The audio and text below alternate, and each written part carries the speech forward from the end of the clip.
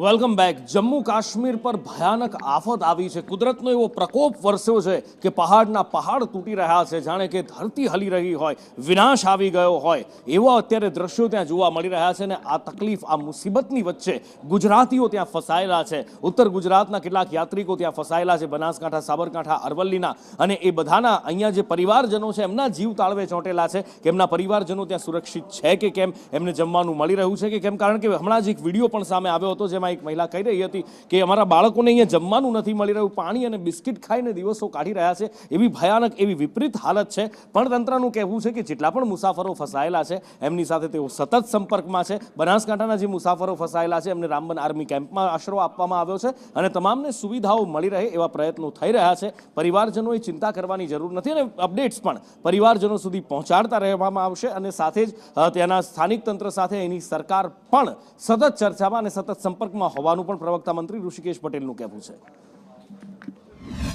એમની સાથે વાત કરી કે આપણા જે શ્રદ્ધાળુઓ છે 40 એ સુરક્ષિત છે અને એમને ત્યાં લોકલ એડમિનિસ્ટ્રેશન મારફત ત્યાંના જે લોકલ હોટેલ્સ છે અને જમવાની વ્યવસ્થા એમને કરી છે અને લોકલ હોટેલ સાથે પણ એમનું ટાઈઅપ કરાવ્યું છે। જેમ એમને એમની ગવર્મેન્ટથી જે પણ સૂચના મળશે એમને સાથે અમે ટચમાં છીએ। વધારેમાં આપણી ગુજરાત ગવર્મેન્ટના પણ જે ઇમરજન્સી ઓપરેશન સેન્ટર છે એમાં પણ અમે લખિતમાં જાણ કરી છે અને અમે ટચમાં છીએ કે આપણી ગવર્મેન્ટ પણ એમને ગવર્મેન્ટ સાથે ઓલરેડી ટચમાં છીએ। અડધી રાત્રે જમ્મુ કાશ્મીર પ્રશાસન દ્વારા તેમના માટે જમવાની વ્યવસ્થા પણ કરવામાં આવી હતી અને ટીમ ત્યાં પહોંચ્યા બાદ ત્યાંના કલેક્ટર રામબન દ્વારા અત્રેની કચેરીએ અપડેટ પણ આપવામાં આવી હતી। હાલમાં તમામ જે મુસાફરો છે એ સુરક્ષિત છે।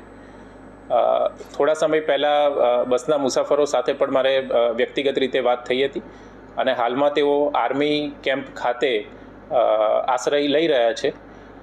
બપોર બાદ વાતાવરણની જે પરિસ્થિતિ જોતા બસને બનિહાલના રૂટથી પાછા શ્રીનગર મોકલવા માટેની તૈયારી થઈ રહી છે। જમ્મુ કાશ્મીરની અંદર જે ભૂસ્ખલન થયું એ ભૂસ્ખલનના કારણે આપણા ગુજરાતીઓ ફસાયા છે એવા સમાચાર મળતાની સાથે આદરણીય ભૂપેન્દ્રભાઈ અને ગૃહ વિભાગમાં માનનીય હર્ષભાઈ બંને હરકતમાં આવ્યા અને તરત જ જેવા સમાચાર મળ્યા એની સાથે જ જમ્મુ સરકાર, રાજ્ય સરકાર સાથે અને જે વિસ્તારમાં આ બનાવ બન્યો એ વિસ્તારની અંદર એસપી અને કલેક્ટર કચેરીનો સંપર્ક સાધી આ તમામે તમામ ગુજરાતીઓને બચાવી લેવા આવ્યા છે। એમને રહેવાની વ્યવસ્થા, જમવાની વ્યવસ્થા અને હવે એમને શિફ્ટિંગ કરીને ગુજરાત લાવવાની વ્યવસ્થા ચોક્કસ કરી।